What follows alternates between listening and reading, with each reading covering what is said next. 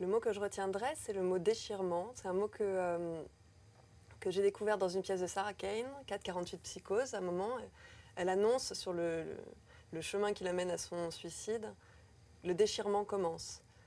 J'aime bien cette formule. J'ai failli la prendre comme titre du livre, mais c'était un peu trop psychodramatique. On a préféré quelque chose de plus calme. Non, je ne me souviens plus du nom du bal perdu. Ce dont je me souviens, c'est de ces amoureux qui ne regardaient rien autour d'eux. Il y avait tant d'insouciance dans leurs gestes émus. Alors quelle importance, le nom du bal perdu.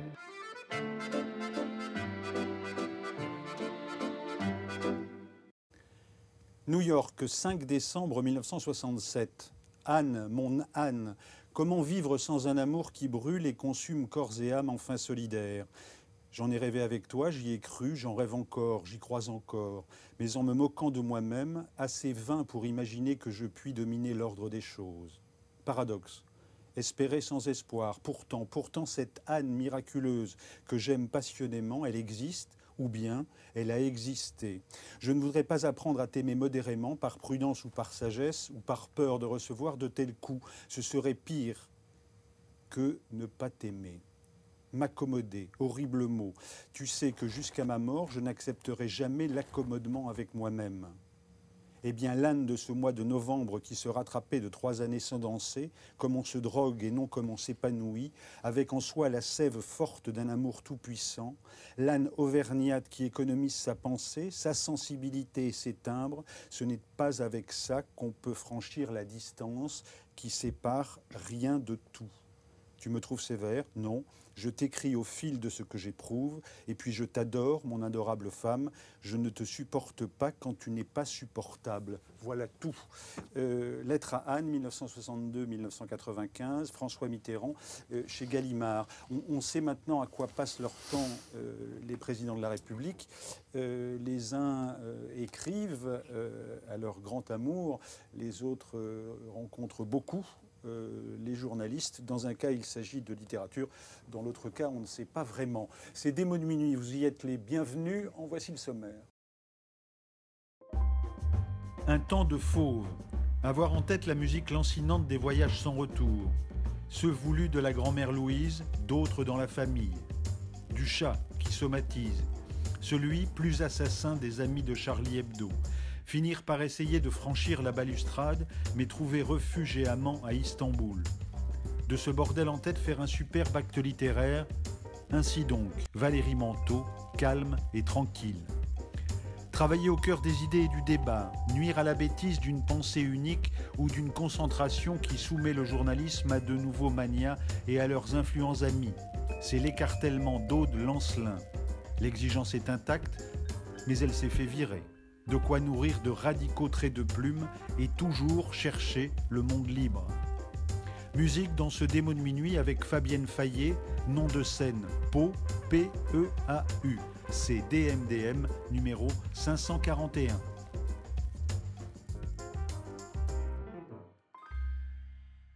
Valérie Manteau, bonjour. Bonjour. Calme et tranquille, vous l'êtes aujourd'hui? Non, mais je ne l'ai jamais vraiment été. Je crois que c'est un titre ironique et c'est un horizon. Mais je ne sais pas si je le souhaite tant que ça, à vrai dire. De le dépasser, l'horizon? D'y arriver déjà. Non, je trouve que c'est bien que ça recule au fur et à mesure. Aude Lancelin, le monde libre, les liens qui libèrent. Aude, avec vous, j'aimerais qu'on parle de la gauche, du journalisme. La gauche, c'est pas terrible, hein. Le journalisme, c'est pas terrible. Le nouvel Obs ou l'obsolète, ce n'est pas terrible.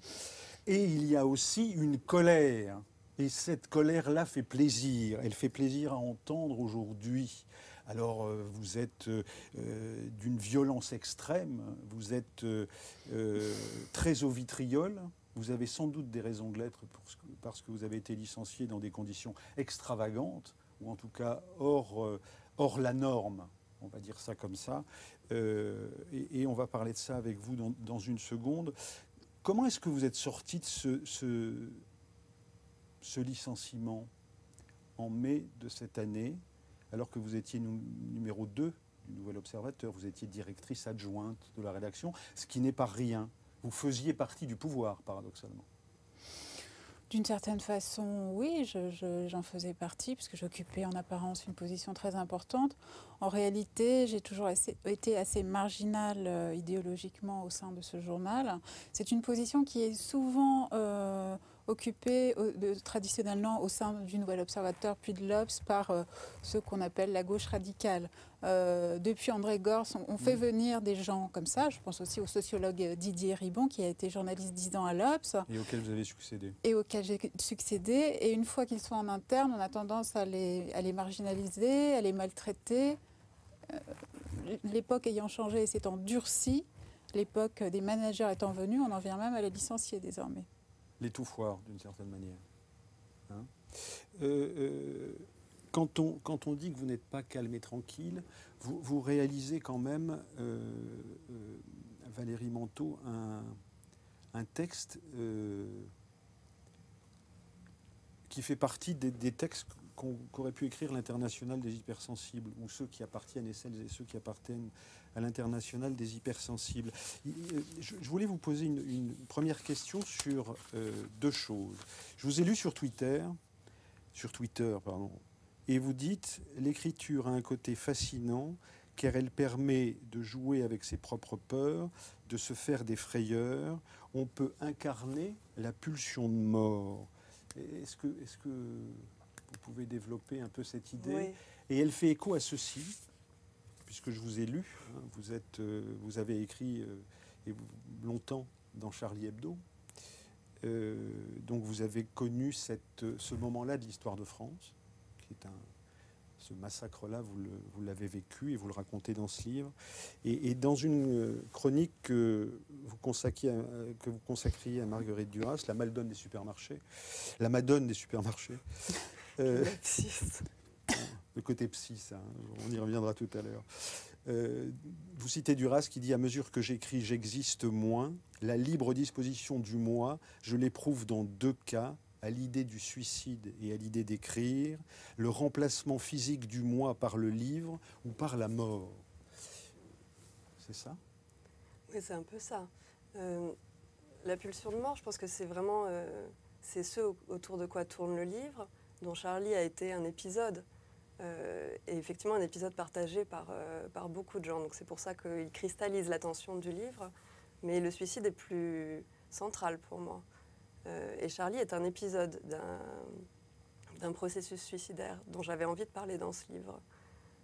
Et ce qui effectivement, quand on fait partie des gens qui ont connu des suicidaires autour de soi, ce qui est mon cas, ou quand on connaît ça soi-même, l'écriture permet de prendre le pouvoir là-dessus, évidemment. De pouvoir en parler dans un livre et d'en faire quelque chose d'extérieur à soi. C'est très facile dans l'écriture, c'est beaucoup moins facile en réalité. Mais l'écriture est très jouissive pour ça. Vous commencez par le suicide de votre grand-mère Louise. Ouais. Et vous nous dites qu'il y a plusieurs suicidés dans votre famille. Une aïeule, une tante, vous-même à Istanbul où vous vivez aujourd'hui, c'est quelque chose qui vous tente ou que vous essayez, mais l'aventure qui est là pour vous en protéger. Il y a Charlie et il y a votre vie. Pourquoi est-ce que Charlie n'arrive pas tout de suite dans votre livre? À vrai dire, je ne commence pas vraiment par le suicide de la grand-mère.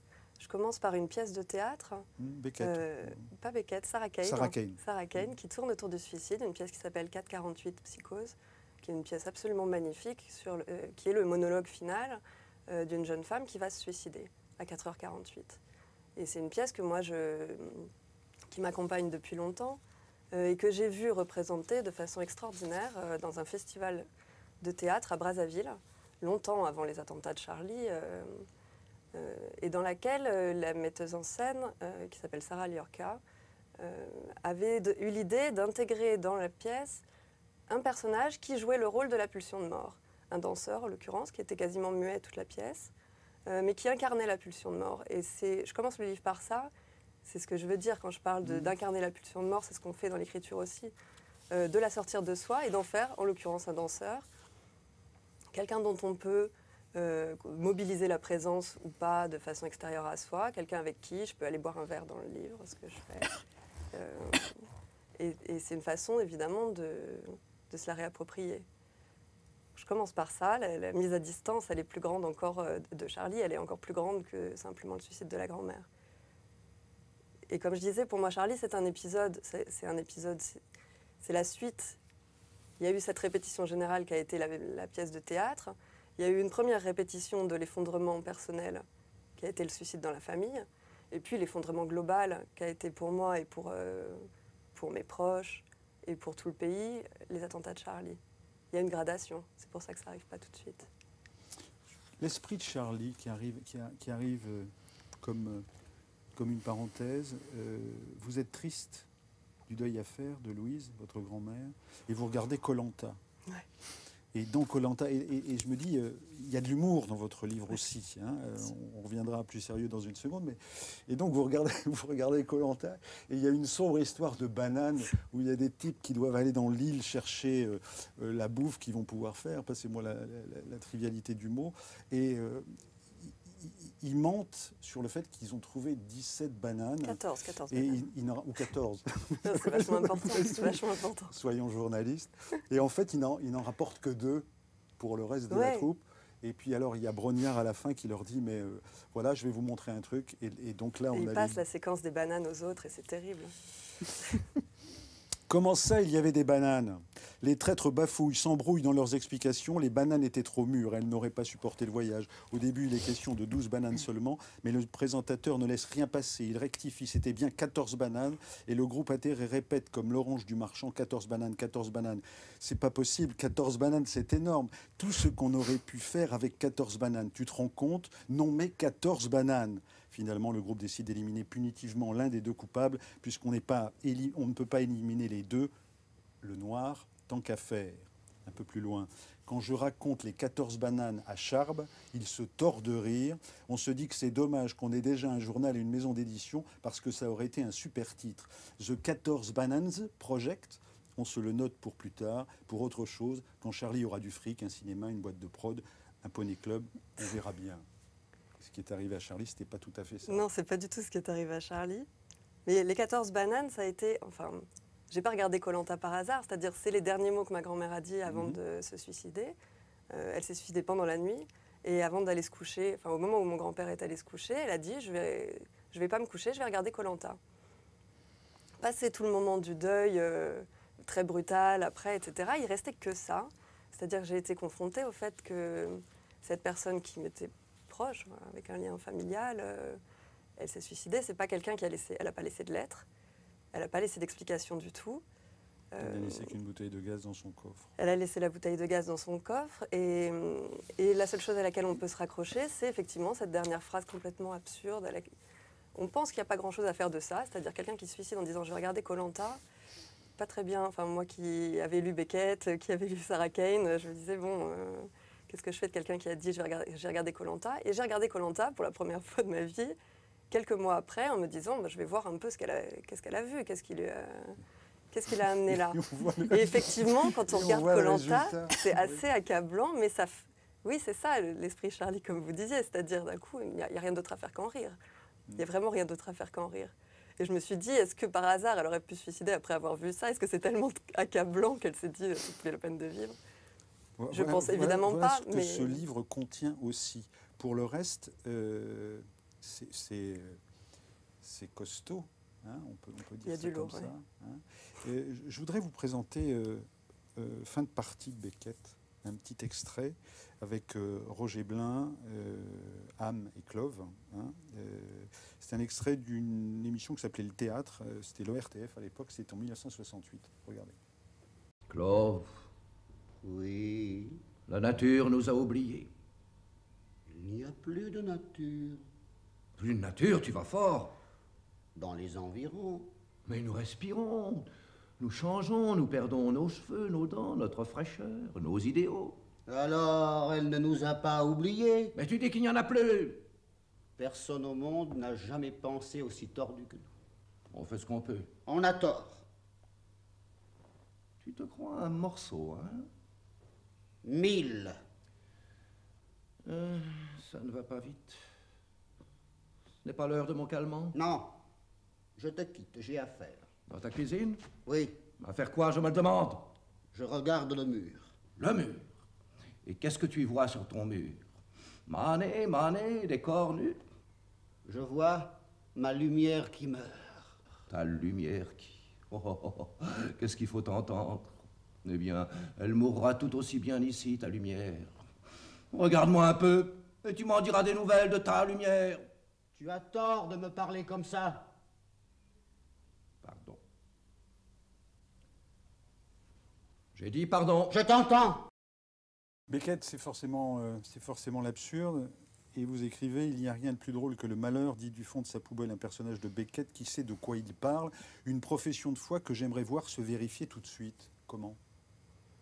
Bah, c'est ce qu'on se demande quand quand il arrive quelque chose qui nous fait pas rire. Parce que fondamentalement, effectivement, ce que je raconte dans le livre, sur le moment, ça m'a quand même pas vraiment fait rire. Moi, j'ai beaucoup pensé à Beckett. C'est une pièce que je connais vraiment bien, fin de partie, que j'ai beaucoup lue, beaucoup vue, et qui me fait hurler de rire. Mais on se le demande. C'est-à-dire, moi, je veux bien croire qu'il n'y a rien de plus drôle que le malheur. Cela dit, quand ça nous arrive, on se dit toujours, bon, là, il va falloir trouver un angle pour que ça fasse rire. Souvent, c'est arrivé des autres, mais pas toujours. Parfois, on trouve soi-même. S'il faut vous situer à Charlie Hebdo, c'est combien d'années?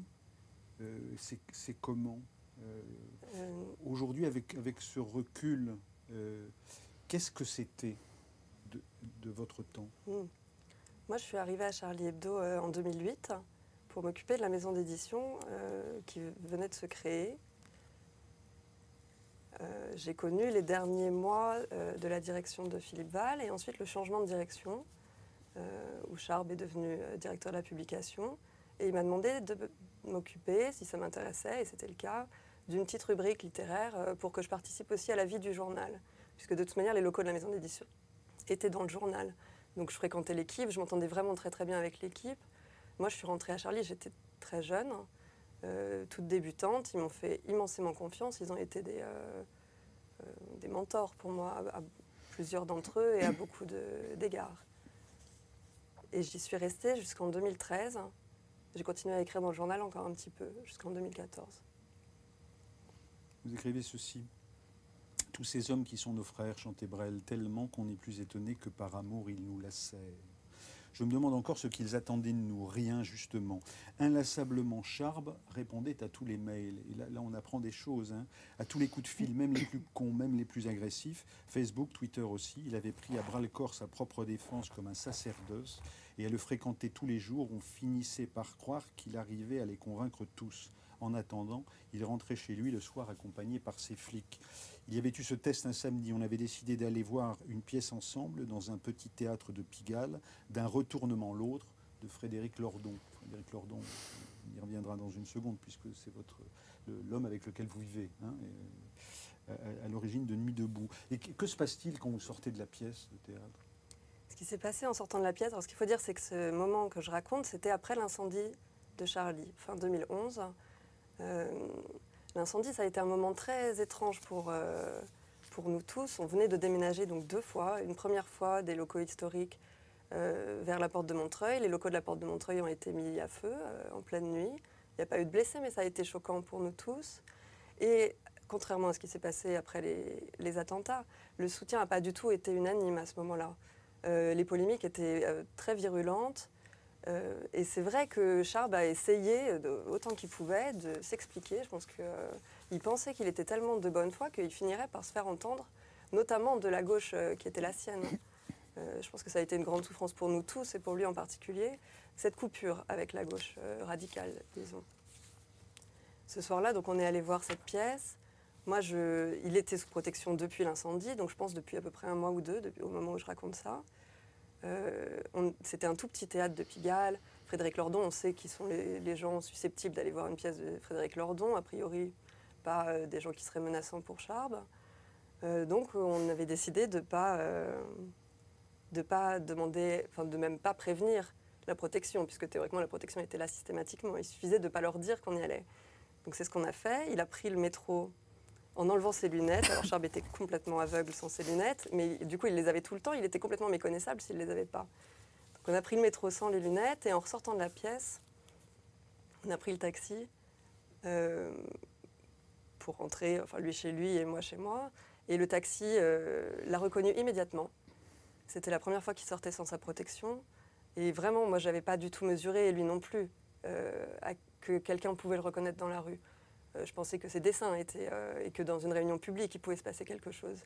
Mais pas comme ça, pas dans un taxi qui a vraiment fait 20 mètres et qui a regardé dans le rétroviseur et qui lui a dit « Monsieur, vous allez sortir de mon taxi immédiatement ».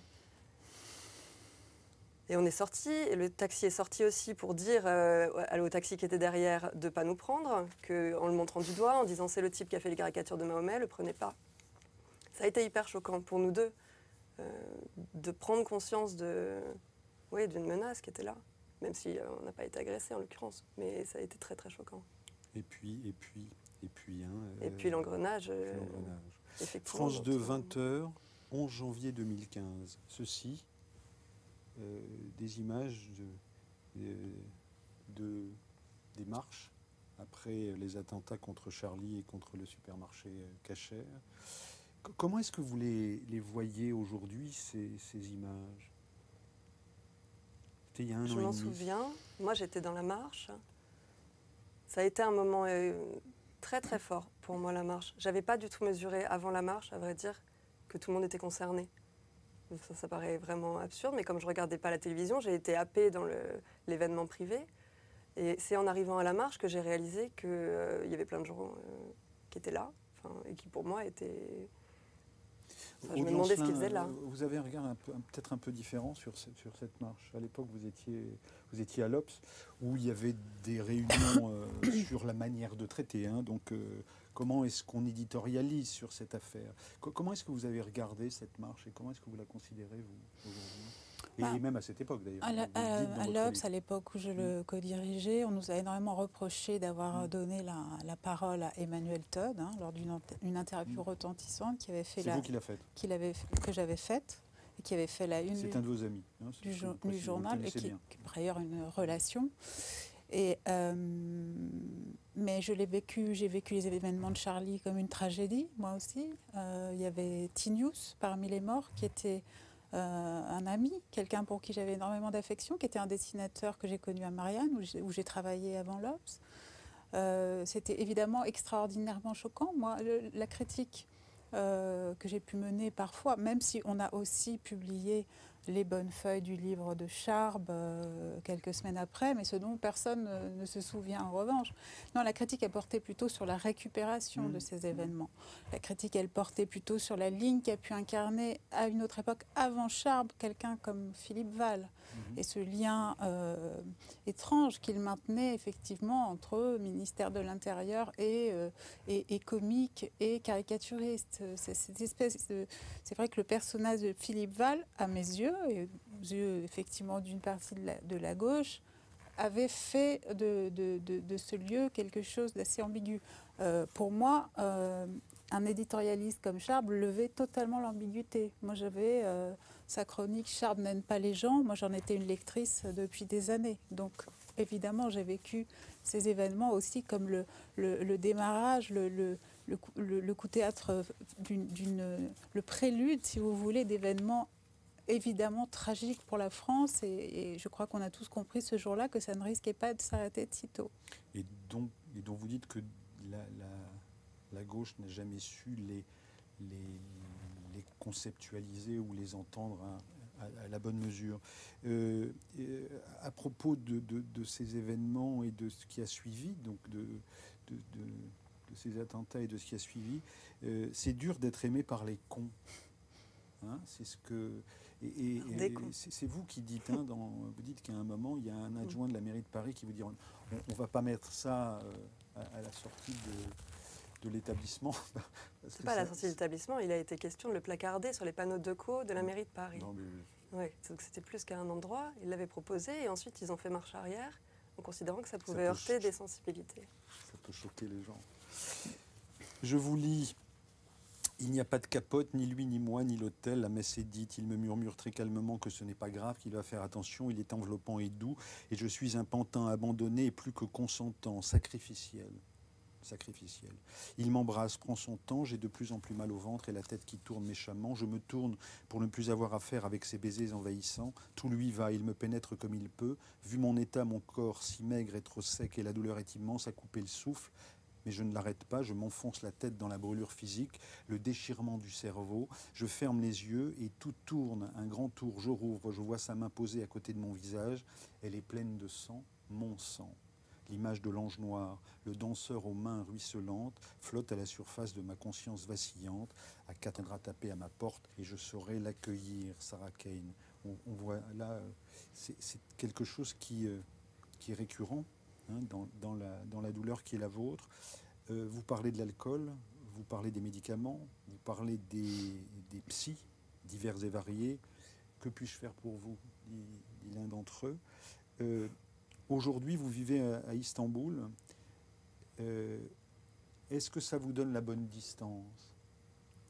La bonne distance, pour moi, elle est d'être au centre du problème, je crois. Et donc Istanbul, j'y suis bien, oui. J'y suis de mieux en mieux, je crois. Istanbul, j'ai eu l'impression, mais je n'étais pas complètement naïve là-dessus. Je savais que je fuyais la situation parisienne qui était étouffante pour moi.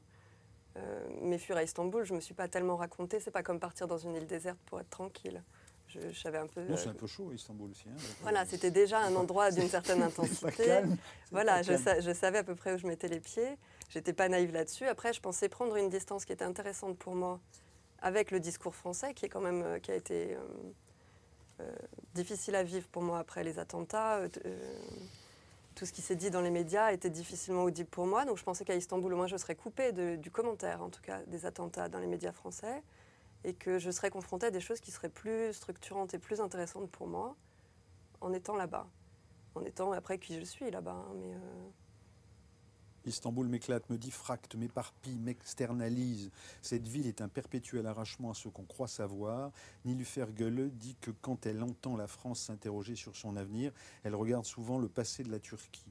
Le face-à-face entre la bigarrée Sainte-Sophie, la Byzantine aux minarets nationalisés et la mosquée bleue dans laquelle les touristes s'amusent à se voiler, le temps d'une traversée sacrée et exotique. La République peut-elle absorber l'islam? En turc, depuis 1924, ça se dit laïclik. Disons le mot français. Magnifique. C'est vrai. Alors après, évidemment, je ne veux pas être idéalisée du tout la situation de la Turquie maintenant. Je ne pense pas que la Turquie soit un modèle qu'on puisse récupérer. Enfin, c'est pas faisable et c'est pas forcément une bonne idée, surtout vu ce qui se passe maintenant. Mais on a l'impression, quand on lit les médias français, quand on écoute un peu, quand on s'écoute les uns les autres commenter, qu'on ferait bien de regarder comment ça se passe ailleurs. La Turquie a une histoire passionnante pour nous, et notamment sur cette question de laïcité. Aude Lancelin, un mot sur cette question de la laïcité. On parlera plus avant tout à l'heure de la gauche et de son naufrage, peut-être. Mais c'est l'une des questions qui est aujourd'hui très touchy, comme on dit. Comment est-ce que... Des questions nouvelles, effectivement, qui fracturent la gauche elle-même. Et effectivement, la deuxième gauche, la gauche social-démocrate, est de plus en plus raide sur les questions identitaires. Et le concept de laïcité est plutôt utilisé comme un concept excluant certaines catégories de la population, que comme ce qu'il doit être à l'origine, ce qui est dans la loi en réalité, un concept incluant, permettant à chacun de vivre ensemble sans se fracasser dans l'espace public, dans un espace commun. Je voulais vous faire écouter un extrait de Des mots de minuit du 30 septembre 2005. Il y a Lydie Salver et il y a Wolinski. Écoutez. Je me suis assagi, ce qui veut dire que l'argent ça venant permet... aussi. L'argent, j'ai pas su devenir riche, c'est un bon point pour moi. Je gagne bien ma vie, c'est déjà pas mal, mais enfin, on ne devient pas riche en faisant ce métier. Pour devenir riche, il faut faire travailler les autres, pas travailler comme une brute, comme on travaille tous. Non, notable, je plaisante quand je dis notable. Bon, c'est vrai qu'on finit par faire partie, par connaître beaucoup de gens. C'est déjà louche. Vous connaissez beaucoup de gens, vous allez dans des dîners, vous rencontrez... je vais en vacances, il y a Chirac dans le même hôtel, on bavarde, on fait copain. Et vous réussissez, Coco, à lui refourguer la marchandise, hein, quand même, expo à la Bibliothèque nationale et... Oui, vous avez appris ça, oui. Oui, non, mais sans aucun problème, il était très content de faire ça. Avant Angoulême C'est ça, et puis il m'a filé une décoration. Légion d'honneur. Oui. Téléphone de temps en temps pour me demander si je suis content. Enfin, il est sympa. Vous avez le même âge. Oui. Non, c'est lui l'aîné, cela dit. Il est votre aîné. Un peu, il a 1 ou 2 ans de plus que moi, donc on est... C'est vrai que vous avez 97 ans. Non, pardon, excusez-moi. C'est vrai que j'ai moins besoin qu'avant de provoquer et que je m'indigne moins.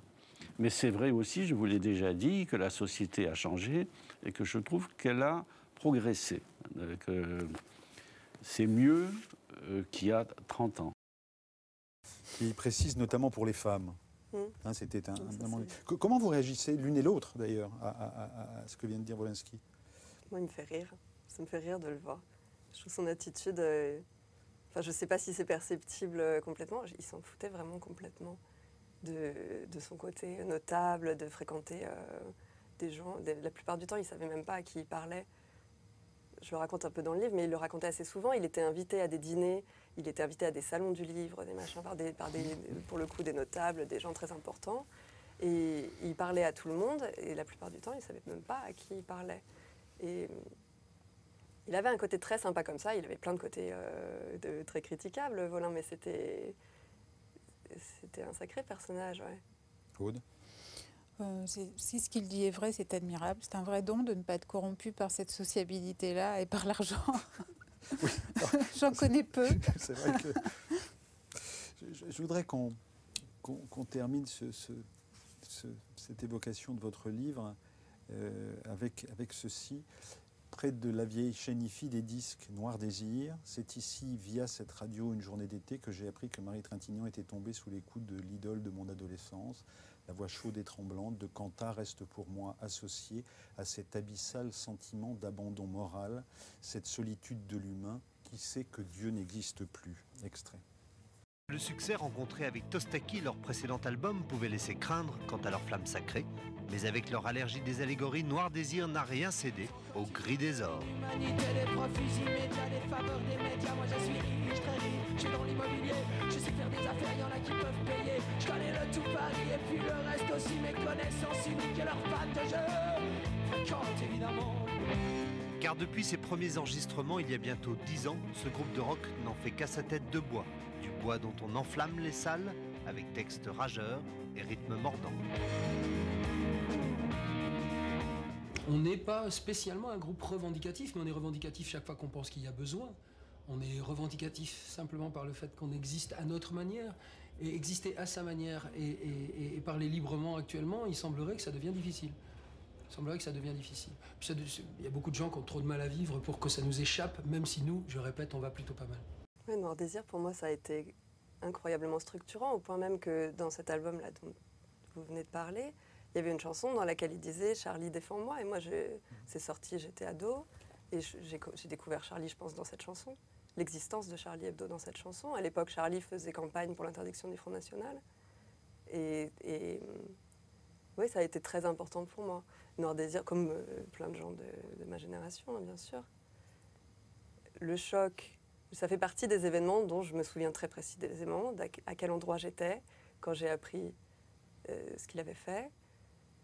Et effectivement, un sentiment mais très bien, de passage à l'âge adulte, c'est-à-dire ces idoles de l'adolescence.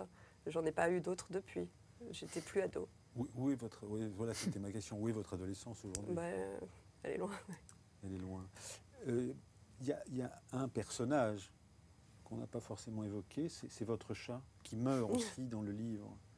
Ouais. Et en ce sens, c'est bouleversant parce que vous avez vous nous dites la vie, c'est-à-dire les pics, les gouffres, et ce passage en permanence de l'un à l'autre, comme nous l'éprouvons tous, hein, de ce point de vue-là. Vous avez un chat aujourd'hui à Istanbul ? Istanbul, ça manque pas de chat. J'en ai Oui, pas justement. à moi. J'en ai pas à moi, mais... Il y en a un qui vient sur la fenêtre, qui est... Bon, c'est ça. Oui, oui, exactement. Non, il y en a même dans la rue, on nourrit les chats dans la rue. À Istanbul, c'est quelque chose qui se fait et que je fais moi aussi. On laisse les croquettes pour les chats des rues. Ça me convient bien. Est-ce que vous écrivez toujours aujourd'hui ? Oui. Ouais. Décrivez-moi, vous avez 1 minute, allez, 30 secondes. Non. Qu'est-ce que c'est que votre intérieur aujourd'hui ? Pas celui-là, mais votre appartement, l'endroit où vous travaillez, qu'y a-t-il ? Quels sont les repères ? Est-ce que ce sont des cendriers, des verres, ouais. Une vaisselle pas faite ? Un peu. J'ai plus d'appartement, donc ça c'est assez rapide. Je travaille dans des cafés et j'habite chez des amis.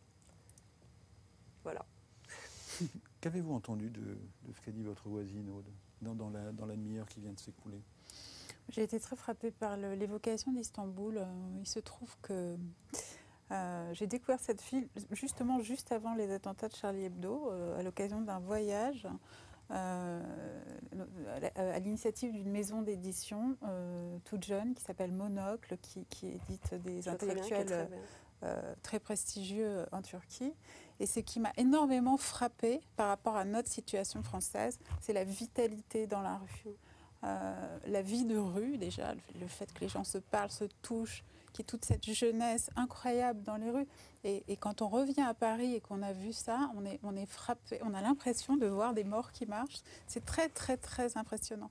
Et je me suis fait cette réflexion après les événements de Charlie, paradoxalement, parce que j'ai l'impression, paradoxalement, que ça a été d'une telle violence pour les Parisiens à vivre, puis tout ce qui a succédé, que cette espèce de lien entre les êtres s'est retissé d'une certaine façon. J'ai l'impression que les gens ont redécouvert le corps des autres, le soin des autres, quelque chose de cet ordre, qu'une espèce de vie a reprise sur ces événements de mort. Moi, c'est ça qui m'a frappée. Moi, ça m'avait frappée au moment de la manif du 11 janvier, très clairement. Enfin, ce lien retissé entre les Parisiens, mais au-delà, je pense, très au-delà. Peut-être maintenant, ça s'est abîmé depuis novembre, je crois. Depuis les attentats de novembre. À nouveau, j'ai l'impression que Paris est très crispé, bien sûr. Crispation. On sent beaucoup moins à Istanbul, d'ailleurs. Est-ce que vous avez un objet avec vous ? Je ne l'ai pas amené. Qu'est-ce que c'était ? J'ai oublié. C'était une petite pochette, mais que du coup, je peux pas... Je l'ai oublié. C'était une pochette qu'on met dans la poche ? Non, c'était un objet dans lequel... Enfin, une petite pochette dans laquelle je garde des objets, mais qui est très belle. J'aurais bien aimé vous la montrer. La prochaine fois. Voilà. Mais vous nous enverrez une photo et on la mettra sur, si vous voulez, avec plaisir. Sur le site. On fait une pause musicale et on continue cette conversation. On va écouter Pau pour Perrine Fayet. Elle aime la musique autant que les mots. On la comparait souvent à Émilie Simon, mais c'est surtout Björk et Camille qu'elle cite en référence. En 2010, elle interprétait Kyle.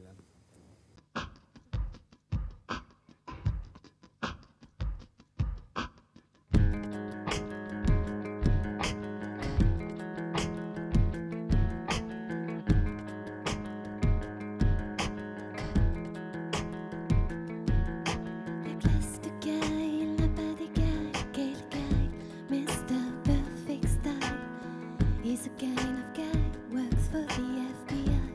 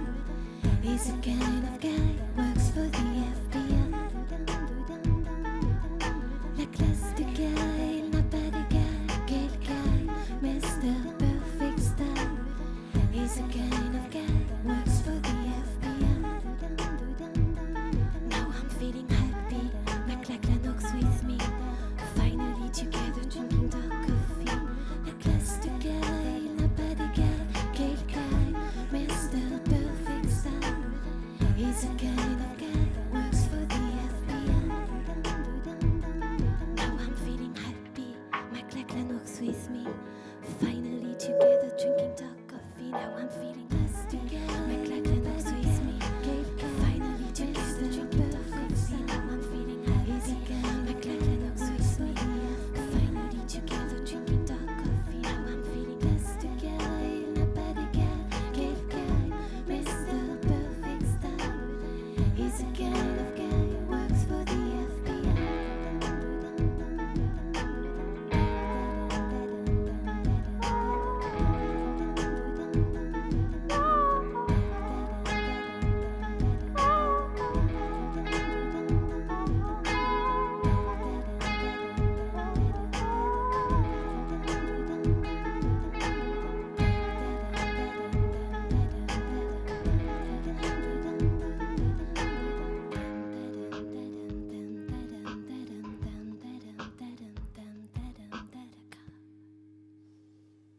Si être de gauche ne consistait pas à défendre le faible contre la myriade d'exploitations variées que le fort était en train de réinventer, qu'est-ce que cela pouvait donc bien être encore ?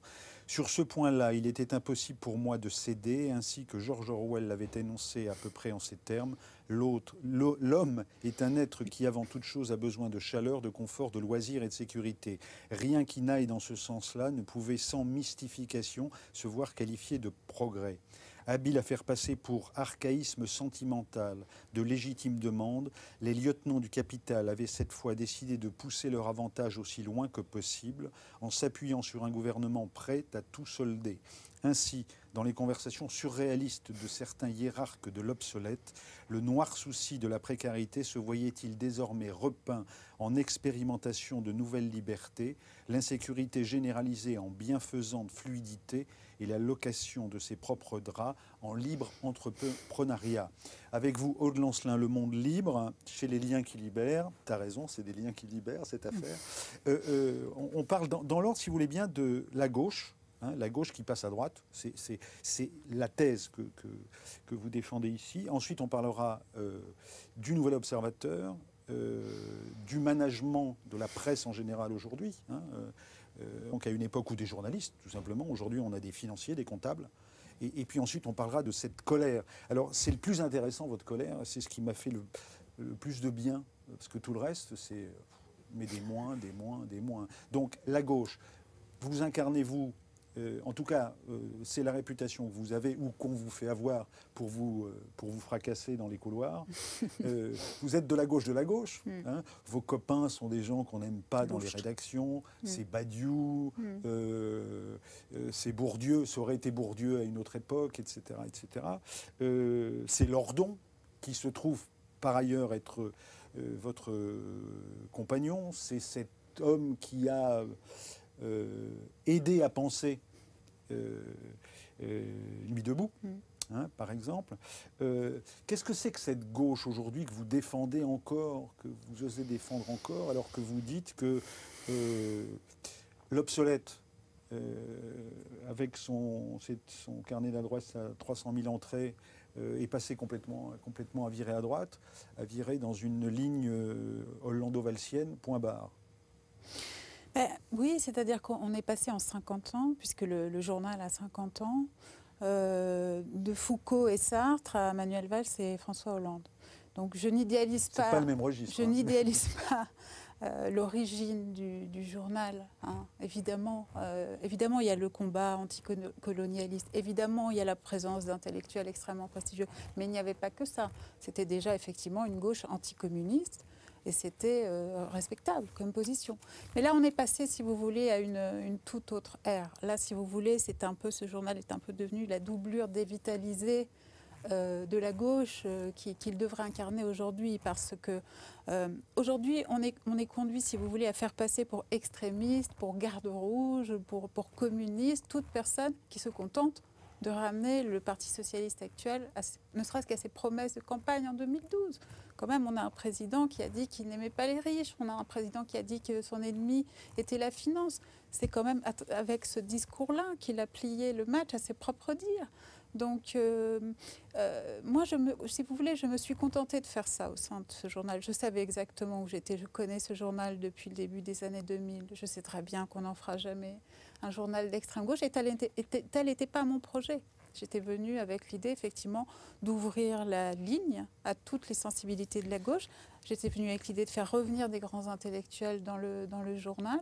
Et j'ai découvert, sans doute avais-je été naïve, j'ai découvert que rien n'avait changé. Et très rapidement, je me suis heurtée à des difficultés extrêmes. Comment est-ce que vous comprenez, où est-ce qu'il y a volonté de votre part, de ce fait que vous êtes à des postes de responsabilité et de direction ? Alors que vous êtes, quand on vous lit, vous êtes pur et dur.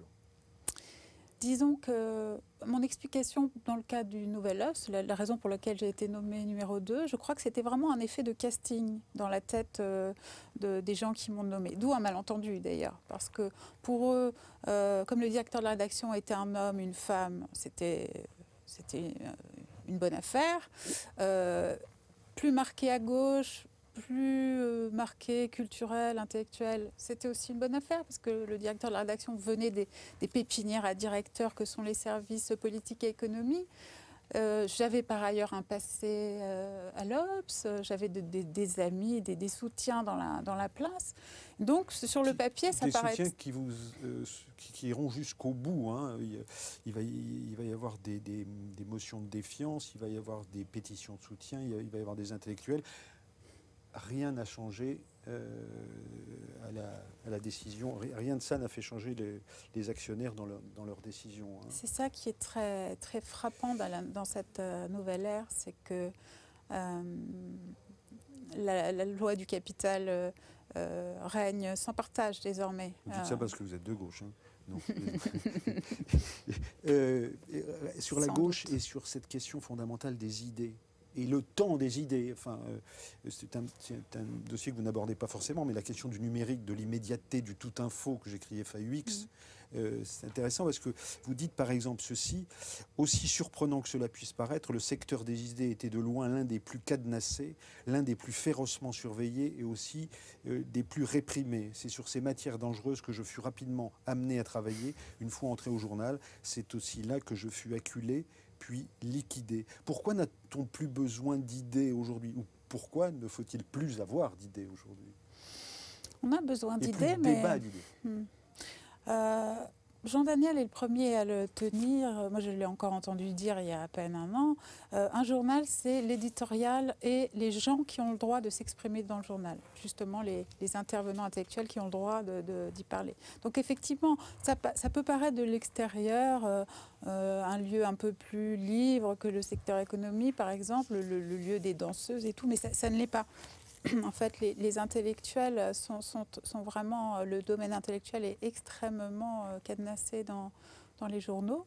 Et c'est vrai que, notamment au moment de la période des attentats, quand il y a eu vraiment un resserrement de la ligne sécuritaire gouvernementale et un resserrement au fil des mois du journal sur cette ligne-là, il est devenu très compliqué de faire parler des gens qui ne sont pas dans une logique de confrontation avec les musulmans. Je pense à des gens comme Olivier Roy, je pense à des gens comme Jacques Rancière.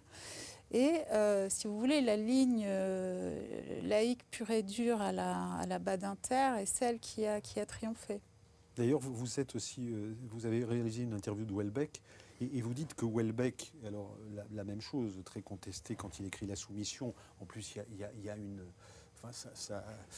Ça arrive à peu près, ça arrive le même jour hein, que Charlie Hebdo, etc. La sortie de son livre. Ouais. Hein, et la sortie de son livre, La Soumission.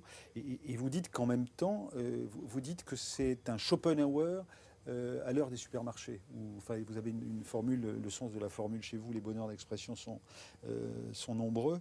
Et vous dites que lui aussi a vu voit arriver cette affaire, qui est d'abord une affaire d'incompréhension, hein, telle que vous l'évoquez. Pourquoi est-ce que, je reviens à ce qu'on évoquait déjà un peu tout à l'heure, c'est pourquoi est-ce que la gauche ne répond que par le sécuritaire ou par la guerre, comme la démocratie? Vous dites que la démocratie aime faire la guerre, parce que ça lui permet de... Hein, pourquoi est-ce que la gauche, dont vous incarnez une radicalité par ailleurs, pourquoi est-ce qu'elle n'a pas pu penser un peu plus, de manière un peu plus sophistiquée ce qui arrivait? Ça, je vais vous dire, c'est un triste point commun entre la gauche social-démocrate et la gauche radicale, c'est l'incapacité à comprendre le domaine spirituel. C'est-à-dire l'incapacité à prendre au sérieux le fait que certaines personnes soient prêtes à mourir pour leurs idées. Cette façon qu'a la gauche, oui, de tourner ça systématiquement en dérision. Or, ce qui nous arrive aujourd'hui ne peut pas être compris si on n'essaie pas de se couler dans cette logique, intellectuellement évidemment. Si on n'est pas dans une logique, si on n'arrive pas à percer ce qu'est une logique de sacrifice, une logique sacrificielle, on ne peut pas comprendre ce qu'il y a dans la tête de ces gens-là. Et c'est vrai que les explications dites de gauche sur le phénomène djihadiste sont souvent extrêmement décevantes à cet égard. Et simpliste. Et quelqu'un, un romancier à la fois aussi doué et aussi pervers que Michel Houellebecq, moi il m'intéresse énormément, mais il est absolument les deux. Lui s'est engouffré dans cette brèche-là, cette incompréhension, et il appuie sur la blessure de la société, exactement où ça fait mal. Et par ailleurs, votre référence, alors pour le coup dans le domaine intellectuel, c'est Baudrillard, hein, qui a bien... Effectivement. Je le conseille à tout le monde, relire aujourd'hui L'échange symbolique et la mort de Baudrillard, qui est un livre paru il y a 30 ans, permet de comprendre tout ce qui se passe aujourd'hui. Je le dis dans le livre, mais c'est vraiment peut-être le livre le plus intelligent sur ce qui nous arrive aujourd'hui en France. Nous sommes dans une émission apostrophe. On va parler de votre journal. Et on va parler de Jean Joël, qui est le pilier et la figure tutélaire de l'obsolète. Il s'appelle Jean Joël. Hein. Il y a un certain nombre de noms que vous avez. C'est assez amusant d'ailleurs. Vous changez alors que pour le reste, les noms sont là et bien là, et les cibles sont bien vivantes. Solzhenitsyn est l'invité de pivot pour la sortie de son livre Le chêne et le veau. Regardez. Vous avez présenté cette émission comme un événement et je vous en approuve totalement. J'ajouterai que c'est un événement politique. C'est si vrai d'ailleurs, Bernard Pivot, que la dernière émission que vous avez consacrée à une œuvre de Solzhenitsyn, c'était l'archipel du Goulag, vous aviez cru devoir réunir des hommes politiques, dont des ennemis de Solzhenitsyn. L'un était membre du Parti communiste, l'autre était un écrivain, un de mes amis, Max-Paul Fouché. Je profite au passage pour dire que je regrette leur absence, car, si vous vous en souvenez, j'avais eu à combattre contre eux avec des arguments qui seraient beaucoup plus forts dans la bouche de Solzhenitsyn lui-même. Alors voilà une émission que vous évoquez dans votre livre. Et de Jean Joël, vous dites ceci, on l'appelait Jean Joël, à la faveur de 2 interviews retentissantes arrachées autant par l'obstination que par la chance à Fidel Castro et au jeune président des États-Unis qui serait assassiné à Dallas. Il était devenu l'un des journalistes les plus en vue du pays, en un temps où cette profession passait encore pour intellectuelle et n'était pas encore entièrement couverte d'opprobre. Hein. Donc, il n'avait cependant pas attendu cette célébrité pour aimer à s'enivrer publiquement de lui-même dans des proportions extravagante qui, tout au long de son futur règne, alimenterait d'inlassables saillies chez ses subordonnés autant que chez ses amis. Ça, c'est le dissident de l'Express qui arrive, qui va faire le Nouvel Obs, c'est Jean Daniel. Hein. Dans ce passage-là, il y a son ambivalence à lui, et il y a votre ambivalence à vous aussi, qui est cet homme qui se prend pour Dieu, ou à peu de choses près, enfin, en tout cas Dieu à cet endroit-là, hein, au Nouvel Observateur, hein, veux-je dire. Et puis votre ambivalence à vous aussi, qui est à la fois de respect par rapport à quelque chose qu'il a incarné du métier, et puis aujourd'hui à des dérives de potentats. Oui, effectivement, vous avez tout à fait raison de parler d'ambivalence. Moi, c'est quelqu'un que j'ai aimé d'une certaine façon. Il a longtemps été un véritable prodige du journalisme à sa façon. Mais j'ai découvert aussi au fil du temps le conte de posture qu'il y avait dans le personnage. Et l'extrait que vous venez de diffuser en est une illustration, c'est-à-dire à la fois on donne des points à Solzhenitsyn, mais on donne aussi à l'adversaire communiste. Au bout du compte, on ne sait plus exactement que pense Jean Daniel de l'archipel du Goulag. Et on ne le saura jamais, puisqu'il y aura une espèce de continuité dans le changement de posture. Et c'est vrai que lorsqu'on voit les nouveaux directeurs de la rédaction, managers qu'on met dans les pattes des journalistes, on ne peut que regretter un Jean Daniel. Et néanmoins, moi je pense qu'il était important dans ce livre de faire aussi l'archéologie du personnage et de voir que les génuflexions devant les forces de l'esprit n'étaient bien souvent que d'apparence, ce qui explique aussi, ce qui permet de montrer à travers le destin d'un homme, le destin d'une certaine gauche. Aujourd'hui, schématiquement, vous dites que beaucoup dans la presse, d'abord on apprend un certain nombre de choses. On sait par exemple que les patrons des différents news magazines, comme on dit, déjeunent régulièrement ensemble dans la maison de l'un de l'autre, alors que par ailleurs, publiquement, on est plutôt dans des affrontements idéologiques ou des apparences d'affrontements idéologiques. Vous dites aussi, et on l'apprend, alors chez nous, à la télévision publique, ça ne marche pas forcément comme ça, mais il y a sur certaines unes, des heures et des heures de discussion pour justifier un titre ou pour faire payer un titre ou un papier qui a été mal pensé. Et ça, c'est étonnant, parce qu'on a l'impression, là, d'être dans une presse qui serait une presse ou de république bananière ou de république socialiste soviétique.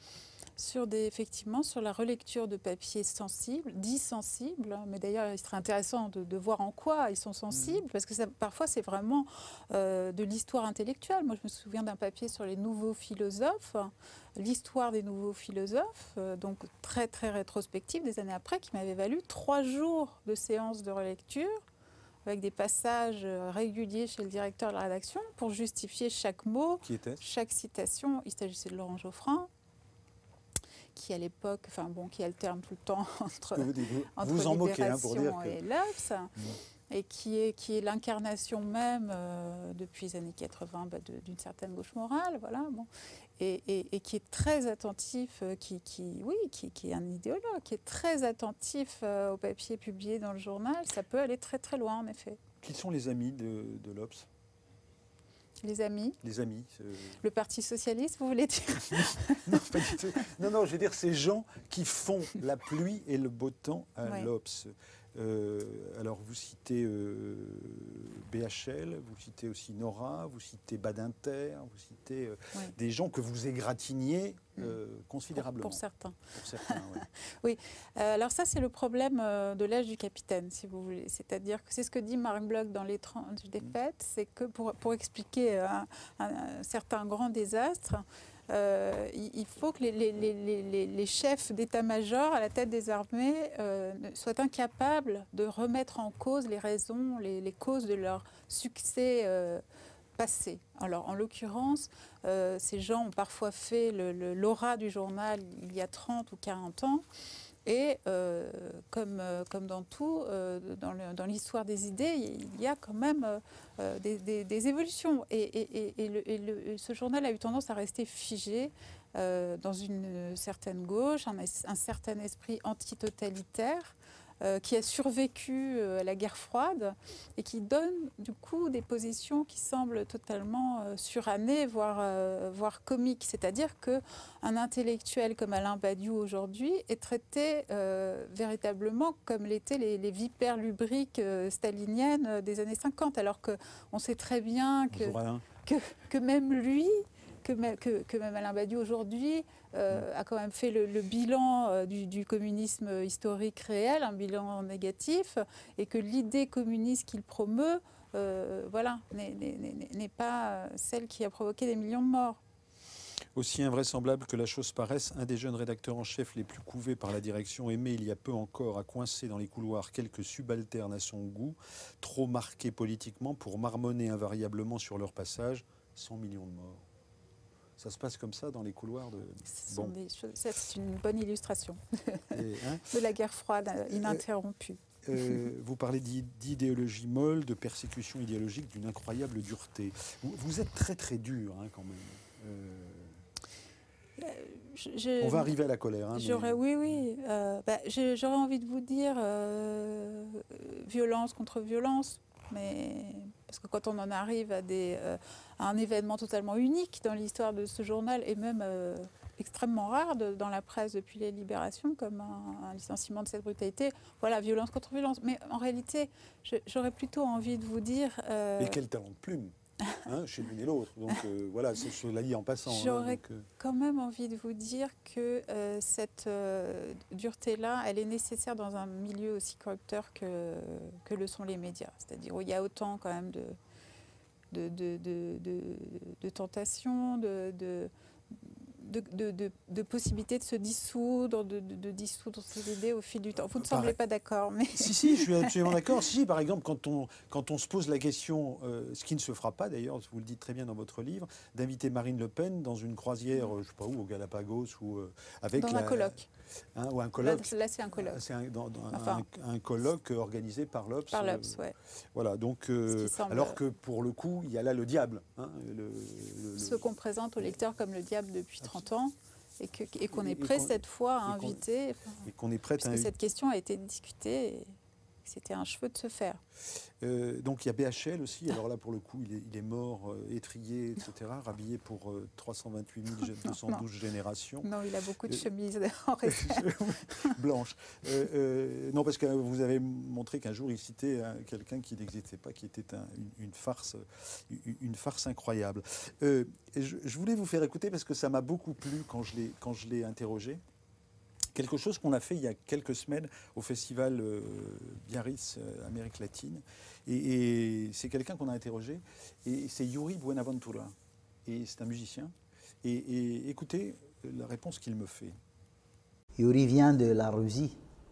Ça veut dire Georges. C'est Yuri Gagarin. Oui. Mon père m'appelait Yuri parce qu'il était pro-Russie. Il était communiste. Voilà. Si je vous dis le mot communiste, qu'est-ce que ça dit? Qu'est-ce que ça vous dit aujourd'hui? Rêve. Rêve? Rêve. Encore? Communisme, pour moi, c'est le rêve de l'être humain de toucher le partage, de toucher l'équilibre. C'est le rêve de qu'on est égaux.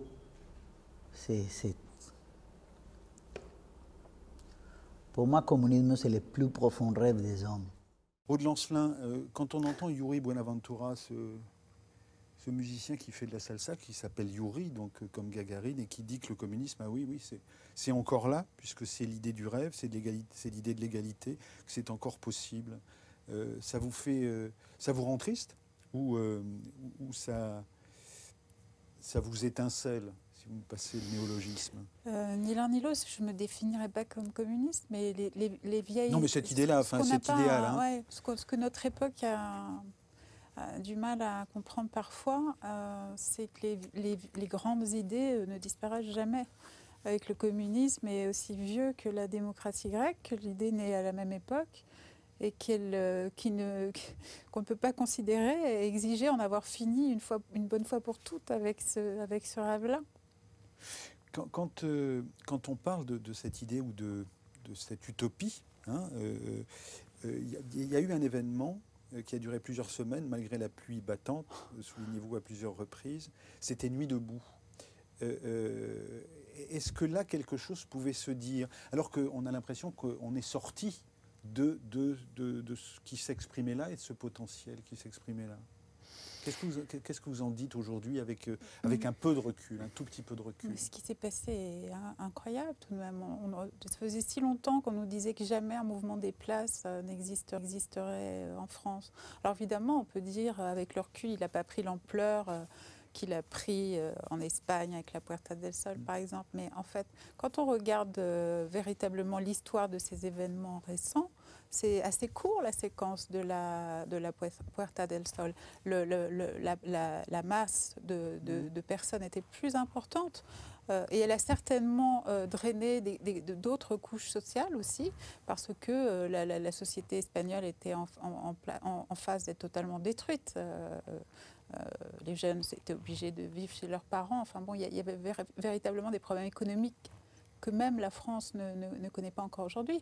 Mais en réalité, la séquence mouvement des places en Espagne, elle est très courte. Et c'est plutôt son souvenir, la façon de le faire vivre après qui est important. Donc Nuit debout a eu lieu et Nuit debout a d'ores et déjà marqué les consciences. Il y aura certainement une cristallisation politique qu'on ne peut peut-être pas exactement déterminer aujourd'hui, mais qui viendra, c'est certain. Que faut-il lire aujourd'hui pour être dans l'esprit que vous avez voulu incarner chez Marianne, à l'Obsolète, au Nouvel Observateur, à l'Obs?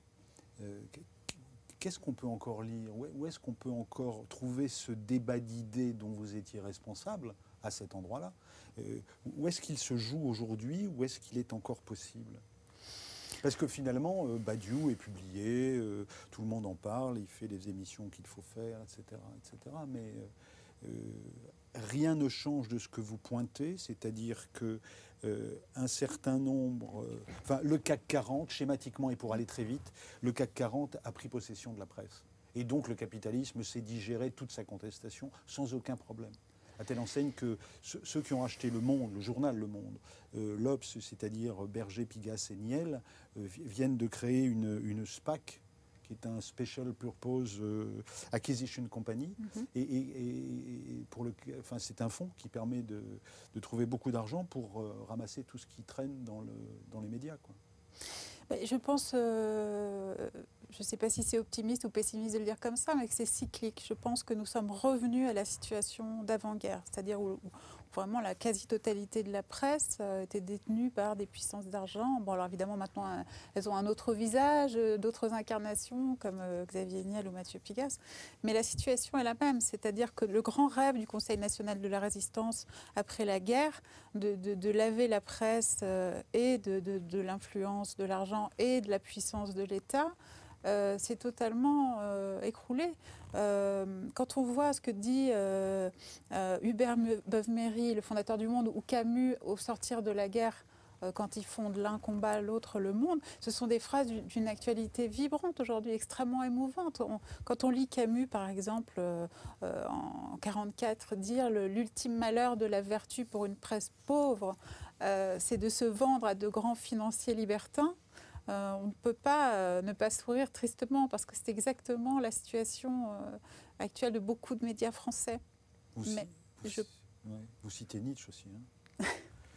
Encore un siècle de journalisme et la langue elle-même puera. Hein, alors ça, c'est une vieille affaire dont le journalisme doit se laver régulièrement. Mais c'est vrai que vous me posiez la question où est-ce qu'aujourd'hui la pensée peut se réfugier ou la vie des idées. Bon, moi, je pense, il y a une vraie demande. Hein, et où elle diffuse. Moi, je constate qu'elle est beaucoup sur Internet, sur les réseaux sociaux.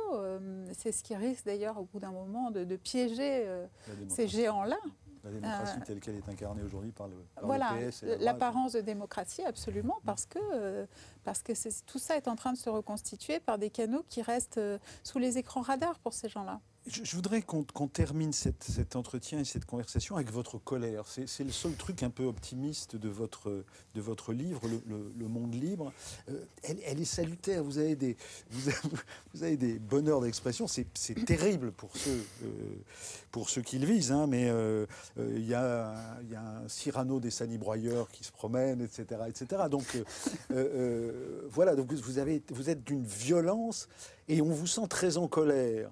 En même temps, vous avez la facilité qui est la vôtre. Vous avez le sens du verbe, le sens de l'exposé, le sens de l'argument, qu'on ne retrouve pas forcément dans le livre, et avec tous ceux que vous épinglez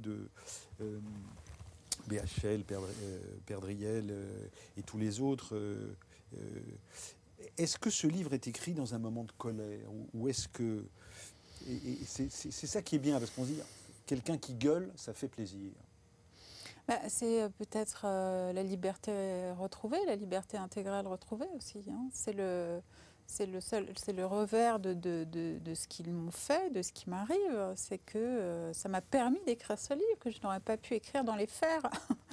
Mais je pense à cet égard, oui, qu'il y a des scènes de colère. Moi, j'utilise ce qu'on m'a fait pour parler au nom de tous ceux qui sont encore dans les institutions, qui souffrent, qui sont contraints, qui sont placardisés. Moi, depuis la parution de ce livre, je reçois un nombre incroyable de lettres, de mails, de confrères qui m'expliquent voilà, ça s'est passé en telle année, je me suis retrouvée dans un placard pour tel papier ou pour telle action ou pour telle lutte.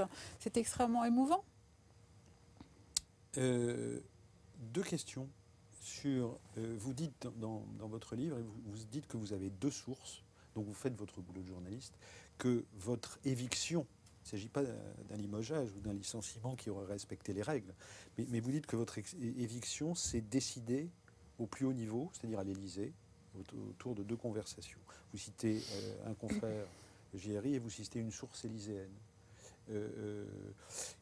Pourquoi est-ce que ce garçon qui dit être prêt à la une d'un des derniers numéros de l'Obs, pourquoi aurait-il voulu votre peau ? Disons qu'un journal comme l'Obs a longtemps été la dépendance du PS. C'est une chose qui paraissait totalement naturelle. Vous constatez que la popularité de François Hollande et de son équipe en général est au plus bas. Hein. On n'a jamais vu ça sous la Ve République. Donc, même si ce journal ne va pas très bien non plus, même si son audience n'est pas ce qu'elle a pu être il y a encore 10 ans, je pense que ce président-là pense réellement avoir besoin de la presse et des éditorialistes. Je pense qu'il croit en ce... Donc de la maîtriser à ce point. Et de la maîtriser, oui. C'est-à-dire que... Dans le journal qui porterait le plus... On sait que ce qui se passait au sein du journal ne lui plaisait pas, que des unes l'ont fortement inquiété. Et qu'il y a eu un sentiment qui a été entretenu par toutes sortes de courtisans intéressés à le faire et qu'il considérait que le journal lui avait échappé. Oui. Et puis, pour le coup, c'est une information que vous m'apprenez. Je ne savais pas que Rocard avait fait des pieds et des mains. Enfin, ça, c'est mon expression, c'est pas la vôtre. Et fait des pieds et des mains pour éventuellement être le ministre des Affaires étrangères sous Chirac d'un gouvernement de cohabitation. Alors ça, c'est intéressant que vous citiez ça, parce que en fait, c'est l'histoire inaugurale du livre de Daniel Carton, bien entendu, c'est Off, ancien journaliste de l'Obs, qui est mon prédécesseur dans cette démarche, puisque c'est le premier à avoir brisé une certaine omerta autour de ces affaires.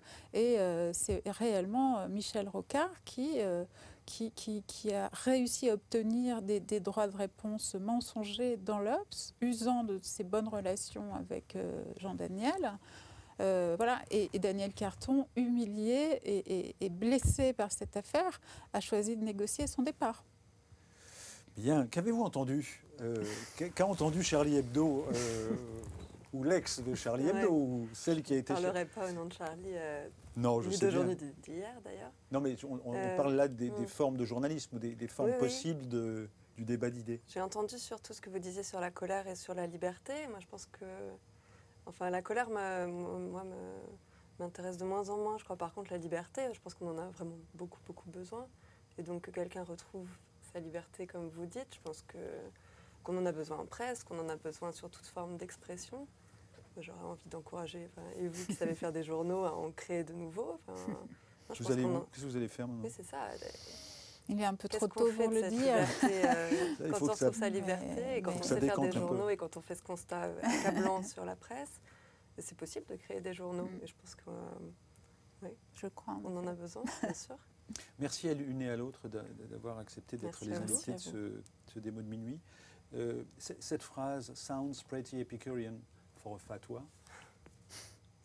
Oui, c'est une phrase qui m'a été dite, que j'ai mise à la fin du livre, qui est une réaction à un texte de Charb que j'ai laborieusement traduit à l'amant turc dont je parle dans le livre. Et Charb écrivait ces textes qu'il appelait les fatwas parce qu'à l'époque, ça nous faisait rire de faire ça le faisait rire, et nous tous, qu'il écrive des textes de colère disproportionnée sur des sujets complètement anodins, par exemple des dessins. Et j'expliquais ça à ce copain turc qui ne comprenait pas du tout le rapport avec les fatwas, et donc je lui traduis un des textes, et à la fin il me dit que ça lui semble pas mal épicurien, ouais, pour une fatwa. Je trouvais ça très beau. Fin de cette émission, donc je le disais, c'est dur d'être aimé par les cons, hein, mais ça arrive, voilà, c'est comme ça. La peine de mort n'a toujours pas été abolie aux États-Unis et il y a toujours surpopulation dans les prisons françaises. À la prochaine fois. Non, je ne me souviens plus du nom du bal perdu. Ce dont je me souviens, c'est de ces amoureux qui ne regardaient rien autour d'eux. Il y avait tant d'insouciance dans leurs gestes émus. Alors quelle importance, le nom du bal perdu.